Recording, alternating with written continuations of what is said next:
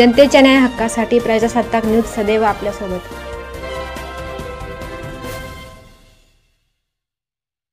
अशोक नवले यांच्या विरुद्ध मानहानीचा 2 कोटींचा दावा ठोकणार मिलिंद कानवडे।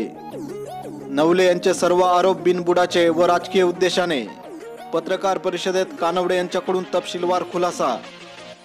जिल्हा परिषद सदस्य म्हणून संगमनेर खुर्द गटात अत्यंत प्रामाणिकपणे व कार्यक्षमपणे आपण काम केले आहे, मात्र काही लोकांना हे काम सहन झाले नसून त्यांनी व्यक्ती दोषातून व राजकीय उद्देश ठेवून आपल्यावर बिनबुडाचे आरोप केले आहेत।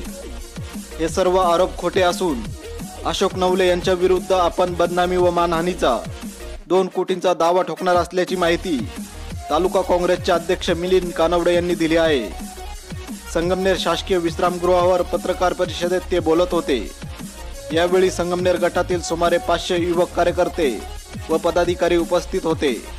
सलीम शेखसह प्रतिनिधी हुसेन पटेल, संगमनेर। मी आशा डेव्हलपरचा माझा जमीन खरेदी विक्रीचा त्याचप्रमाणे बांधकामाचा व्यवसाय आहे आणि हा व्यवसाय साधारण 2010 पासून मी करतोय। आणि हा व्यवसाय करत असताना प्रत्येक जण व्यवसाय करत असतो स्वतःच्या रोजीरोटीसाठी, स्वतःचं घरदार चालवण्यासाठी, स्वतःचं कुटुंब चालवण्यासाठी। जसा माझ्या पत्रकार बंधूंचा, भगिनींचा पत्रकारिता हा व्यवसाय आहे, त्याच्यानंतर जनरल स्टोर्स असतील, मेडिकल असतात, प्रत्येक जण काही ना काही व्यवसाय करत असतो, तसा माझा रिअल इस्टेट हा एक व्यवसाय आहे आणि तो साधारण 2010 पासून मी करतोय की ज्याच्यावर माझ्या कुटुंबाचं असेल, माझं वैयक्तिक असेल, ही गुजराण चालत असते। साधारण हा व्यवसाय करत असताना समाजसेवेची पहिल्यापासून आवड होती। मग त्या ठिकाणी महात्मा फुले मंडळाचं अध्यक्षपद असेल, लक्ष्मण बाबा यात्रा कमिटीचं अध्यक्षपद असेल, ही कामं करत असताना 2017 मध्ये महाराष्ट्र राज्याचे नेते आणि या तालुक्याचे भाग्यविधाते आदरणीय थोरात साहेबांनी, त्याचप्रमाणे आदरणीय डॉक्टर तांबे साहेब, माझे वडील तीर्थरूप माधवरावजी कानवडे यांनी मला त्या ठिकाणी जिल्हा परिषदेमध्ये तिकीट दिलं, संधी दिली आणि संगमनेर खुर्द जिल्हा परिषद गटातील तमाम मायबाप जनतेने सुद्धा मला आशीर्वाद दिले आणि चांगल्या मतानं त्या ठिकाणी मी निवडून आलो। निवडून आल्यानंतर 5 वर्षामध्ये अतिशय चांगली कामं करण्याचा प्रयत्न मायबाप जनतेसाठी मी केला। गावामधले शिक्षणाचे प्रश्न असतील, आरोग्याचे प्रश्न असतील, रस्त्यांचे दळणवळणाचे प्रश्न असतील, हे सगळं सोडवण्याचा प्रामाणिकपणे प्रयत्न करत असताना एक गोष्ट माझ्या लक्षात आली की पाण्याचा सुद्धा, पिण्याच्या पाण्याचा हा खूप मोठा प्रश्न हा संगमनेर खुर्द गटातील मायबाप जनतेचा होता। मी आदरणीय साहेबांच्या मार्गदर्शनाखाली त्या ठिकाणी पेयजल योजनेची प्रत्येक गावामध्ये आज काम आपल्याला चालू होताना दिसत आहे, चालू झालेलं आहे आणि पुढील 1 वर्षामध्ये प्रत्येक मायबाप जनतेच्या घरामध्ये पिण्याचं अतिशय शुद्ध पाणी जाईल, हे माझं एक स्वप्न होतं, ते पूर्ण करण्याचा मी प्रयत्न केला। आणि या सर्व गोष्टी करत असताना साधारण अशोकराव नवले म्हणून आहेत की ज्यांनी माझ्या विरोधामध्ये एक निवेदन दिलं, पोलीस प्रशासनाला निवेदन दिलं, महसूल विभागाला त्या ठिकाणी निवेदन दिलं आणि त्या निवेदनामध्ये त्यांनी माझ्यावर गंभीर आरोप केले आणि हे आरोप झाल्यानंतर मी सुद्धा व्यथित झालो की आपण एवढं जर चांगलं काम करतोय, मी माझ्या व्यवसायाशी प्रामाणिक आहे, माझ्या समाजकारणाशी, राजकारणाशी मी प्रामाणिक आहे आणि ते आरोप झाल्यानंतर मी प्रचंड व्यथित झालो। मला सुद्धा त्याचं खूप वाईट वाटलं, खूप दुःख झालं। मला तालुक्यामधून माझा जो मित्रपरिवार आहे, संगमनेर खुर्द गटातील माझे सर्व मित्रपरिवार असेल, आमचे नातेवाईक असतील, या सगळ्यांचे मला फोन आले की भाऊ हे काय नेमकी झालेलं आहे।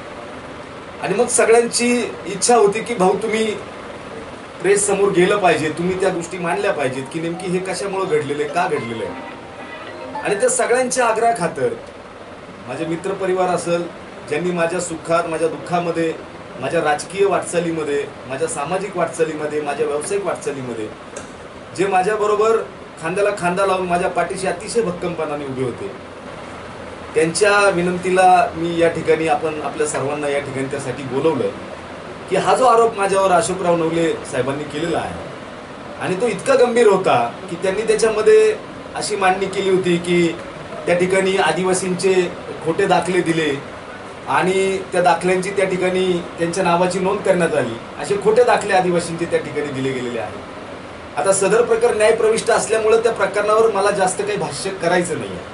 पण त्यांनी जे आरोप माझ्यावर केले ते आरोप हे जे माझ्यावर त्यांनी आरोप केले ते त्यांनी स्वतः केलेला आहे.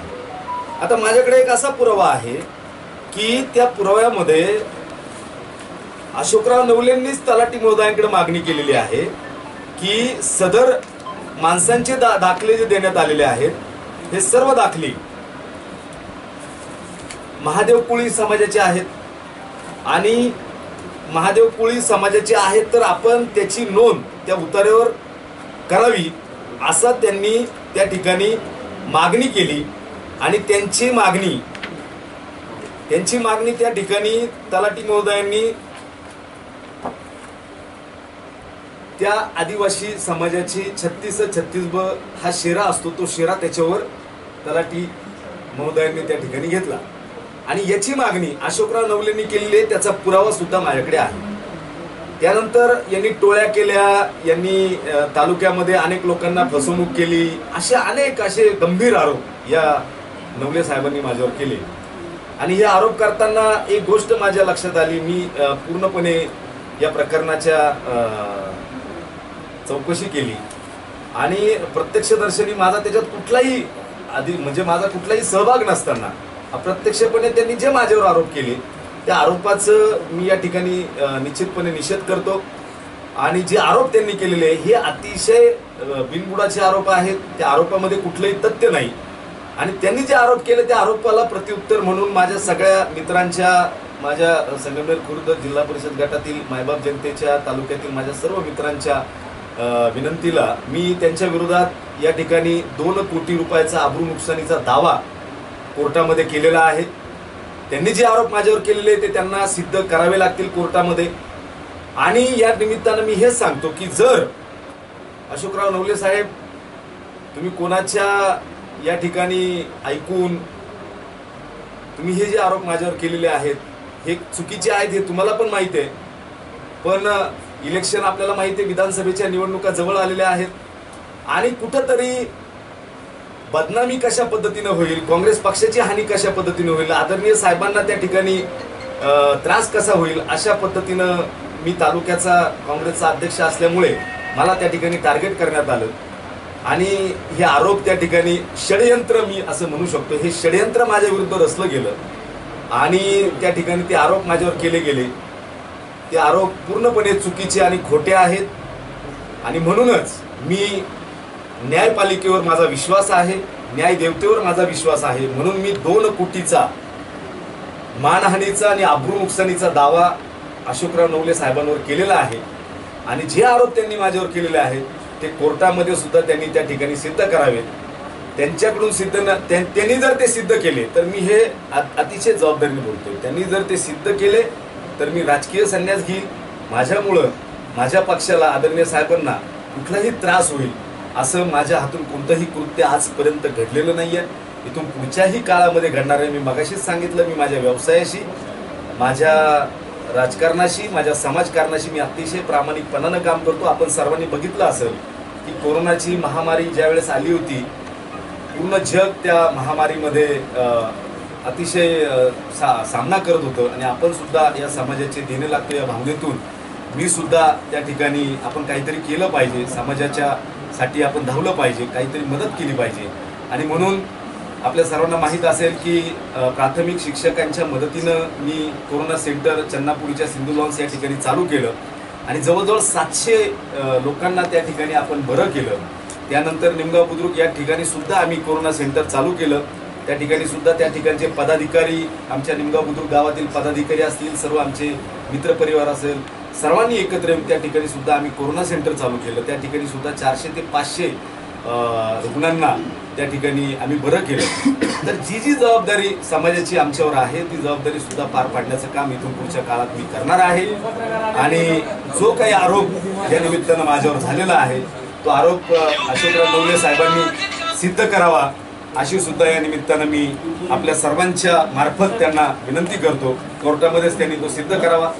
आणि दुसरी एक सगळ्यात महत्त्वाची गोष्ट या ठिकाणी मला आपल्याला सगळ्यांना सांगायची की अशोकराव नवले साहेबांच्या बाबतीत त्यांनी जेव्हा माझ्यावर आरोप केले तर मी ह्या प्रकरणाच्या अजून खोलवर गेलो तर असे काही कागदपत्र माझ्या हातामध्ये लागलेले आहेत की ज्या कागदपत्रांच्या आधारे मला असं निदर्शनास आलंय की अशोकराव नवले साहेबांनी शासनाची सुद्धा फसवणूक केलेली आहे त्या ठिकाणी. आणि ती फसवणूक इतकी ज्याला आपण म्हणू शकतो इतकी गंभीर आहे की अशी कागदपत्र मी जर उघड केली तर अशोकराव नवले साहेबांना त्या ठिकाणी तुरुंगवास सुद्धा होऊ शकतो.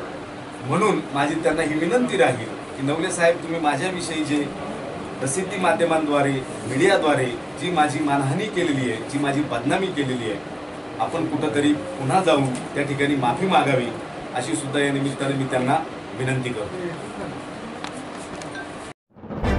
आपल्या परिसरातील ताज्या घडामोडी पाहण्यासाठी आजच प्रजासत्ताक न्यूज 24 ला सबस्क्राईब करा आणि 10 अपडेट तसेच लाईक अँड शेअर करायला विसरू नका. प्रजासत्ताक न्यूज सदैव आपल्या सोबत.